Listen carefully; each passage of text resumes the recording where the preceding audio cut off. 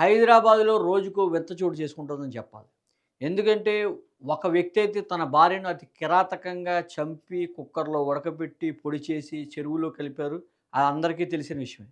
మొదట్లో అదంతా కూడా నిజం చెప్పినా సరే, అదొక కట్టు కథ. ఒక మనిషిని ఈ రకంగా చేయగలరా అంటూ కూడా కథనాలు రావడం జరిగింది. అయితే హైదరాబాద్ మెట్టుగూడకు సంబంధించి ఒక ఘటన అయితే జరిగింది. ఒక ఇంట్లోకి దుండగులు జొరబడి, గుర్తు తెలియని దుండగులు మాస్కులు వేసుకొని, దుండగులు జొరబడి ఎవరైతే యశ్వంత్ ఉన్నారో, యశ్వంత్ అదేవిధంగా రేణుక, తన తల్లి రేణుకను తన ఎవరైతే తన కొడుకుని దాడి చేస్తున్న సమయంలో తల్లి కూడా వెళ్ళిందని, తల్లి కూడా పొడిచారంటూ కూడా కథనాలు విపరీతంగా వచ్చాయి. అదంతా కూడా నమ్మారు.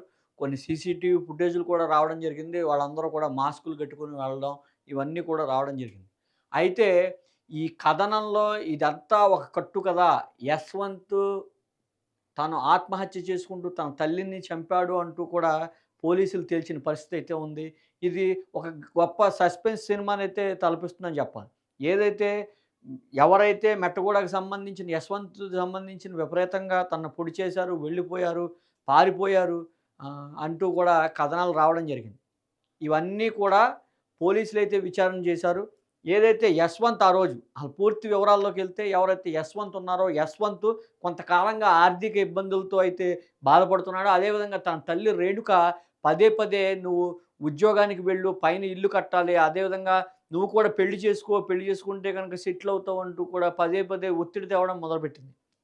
ఈ ఒత్తిడిని తట్టుకోలేక యశ్వంత్ ఏం చేయాలో తెలియక, అదేవిధంగా కొంత ఆర్థికంగా అయితే ఇబ్బందులు, అప్పులు కూడా ఉన్నట్లుగా అయితే సమాచారం అందుతుంది. ఈ క్రమంలో యశ్వంత్ ఏం చేయాలో తెలియక తన ఇద్దరు సోదరులు ఉన్నారు.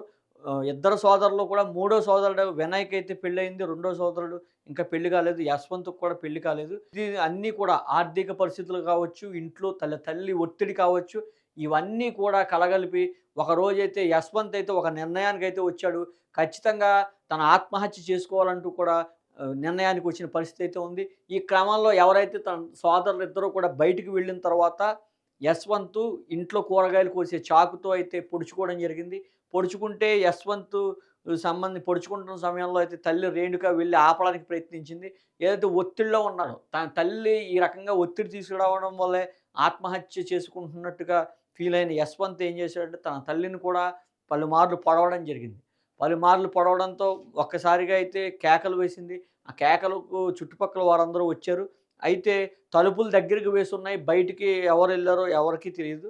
ఈ క్రమంలో ఎప్పుడైతే తలుపులు తీశారో వాళ్ళిద్దరూ కూడా రక్తపు మడుగుల్లో పడి ఉన్న పరిస్థితి అయితే అక్కడుంది. అయితే అంబులెన్స్‌కి కాల్ చేశారు. అంబులెన్స్‌కి కాల్ చేసి వాళ్ళిద్దరిని కూడా గాంధీ హాస్పిటల్‌కయితే తరలించారు. అయితే చిలకలగూడ పోలీస్ స్టేషన్‌లో అయితే పోలీస్ కంప్లెయింట్ ఇవ్వడం జరిగింది. పోలీసులైతే వెంటనే విచారణ చేపట్టారు. ఎక్కడా కూడా దుండగులు వచ్చినట్టు గాని, వెళ్ళినట్టు గాని, ఎక్కడా కూడా కత్తులు గాని, ఆనమాళ్ళు లేవు. ఇదంతా చూశారు. తలుపులు ఎవరైతే మొదటిసారి చూసారో తలుపులు వేసే ఉన్నాయి అని చెప్పడంతో పోలీసులైతే తనదైన విచారణ అయితే చేపట్టారు తనదైన శైలిలో.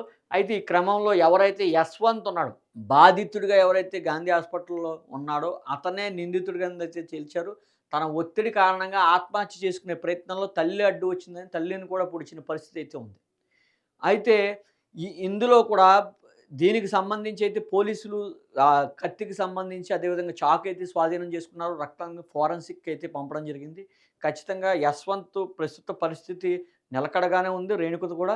అయితే తొందరలో కూడా యశ్వంత్ మీద కేసు నమోదు చేసే అవకాశం ఉంది. కేసు నమోదు చేసి తన తల్లిపై హత్యా ప్రయత్నం చేసినందుకు, అదేవిధంగా తన ఆత్మహత్య చేసుకున్నందుకు కూడా కొన్ని సెక్షన్లపై అయితే యశ్వంత్ మీద కేసు పడే అవకాశం ఉంది.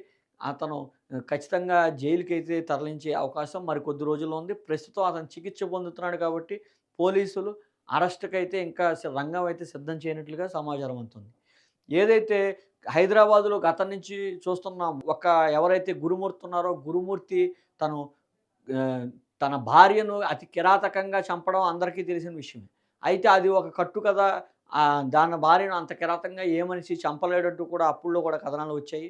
కానీ యశ్వంత్ నిజంగా కట్టుకదల్లాడు.